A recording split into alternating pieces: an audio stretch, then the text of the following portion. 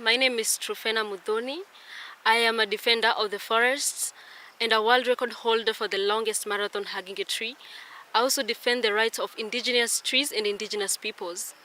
So I am attempting to break my own world record by extending it into 72 hours of environmental endurance here at the office of the governor in Nyeri County.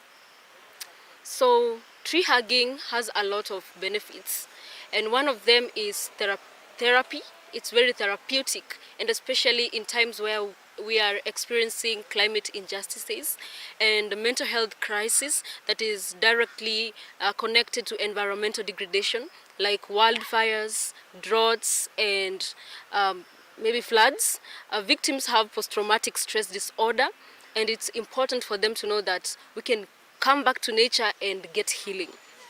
Also, it's some form of protest that is very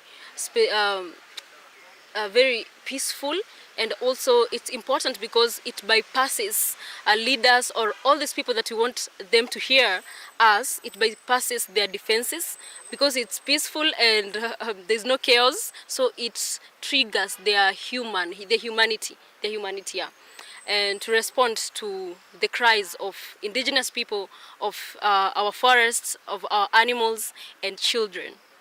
Yes, so also I am doing this to also encourage people to just to make them fall in love with nature so that they do not hurt nature. And also because I believe that conservation begins with love, and that we must nurture 1,000,000 trees before we plant 1,000,000 trees. Because we have a lot of tree planting happening, yes, because people know now about logging and its effects to humans, but we are cutting down indigenous forests, indigenous trees, and replacing them with saplings and calling that mitigation, which is not. So encouraging people to first protect what we have. While doing these attempts, I don't take any water or any drink or eat or even sleep. I don't even step out for bathroom breaks because I practice a lot for that. And part of the practice is walking for long hours to boost my stamina. I walk for 42 kilometers non-stop. And I've also done mini tree hugs. I've done for 30 hours and also, 35 hours and 60 hours to practice for these 72 hours. And I also do fasting and sometimes one meal a day.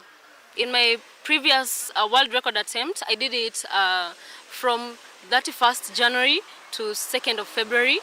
I did it for 48 hours non-stop.